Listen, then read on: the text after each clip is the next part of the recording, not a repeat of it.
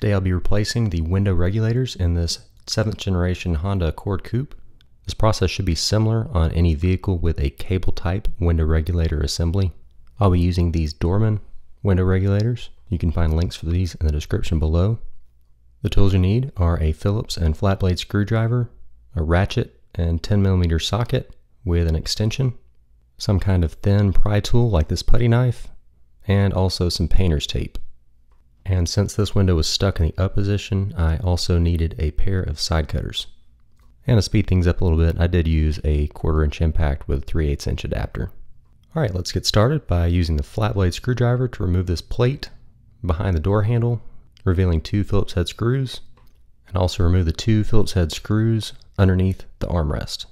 Use the flat blade screwdriver or pry tool to remove the switch assembly. Then use the thumb tab to disconnect the wiring harnesses going to it.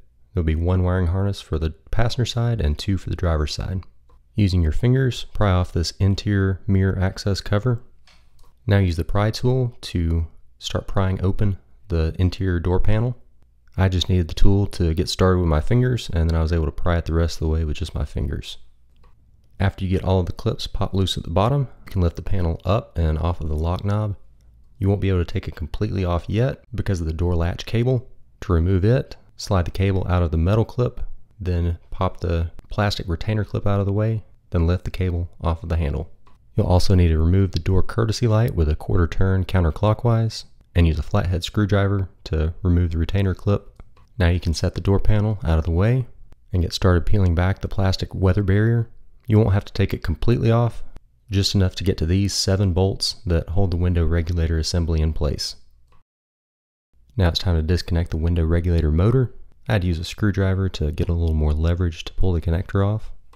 Then remove the 3 10mm bolts holding the window motor in place. Because this window is stuck in the up position, I'm going to tape it in place. Then move the window regulator motor to the back where I can get to the cable and cut the top cable with my wire cutters. This will now let me lower the window down to where I can get to the 2 10mm bolts holding the window onto the track. Remove those 2 bolts, then manually slide the window all the way back up and secure it again with tape. Next, remove the 4 remaining 10mm bolts holding on the window track bracket, then carefully remove the old window regulator assembly. If you paid attention when you remove the bolts, you should have 2 long bolts and 7 short bolts. The short bolts are for the window regulator assembly, the long bolts are for the window itself.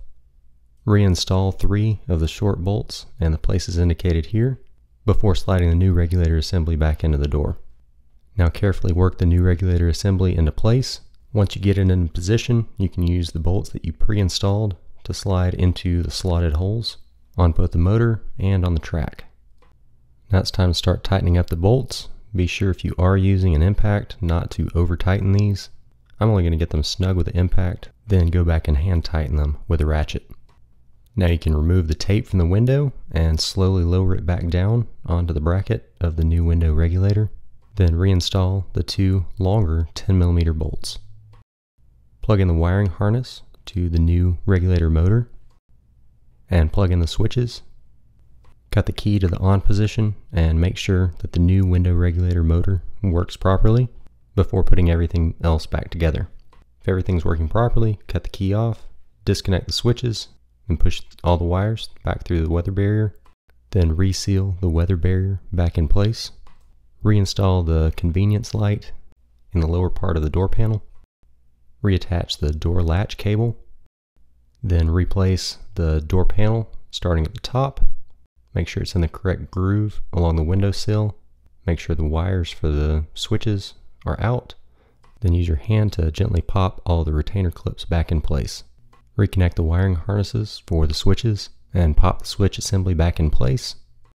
Reinstall the interior mirror access cover. Reinstall the 2 Phillips head screws underneath the armrest, as well as the 2 Phillips head screws behind the door handle, followed by the cover. Now it's time to cut the key back to the on position and test to make sure everything's working properly. I hope you found this video helpful. If you did, please give it a thumbs up. Also consider subscribing to help out with this channel. And if you have any questions, drop them down in the comment section below.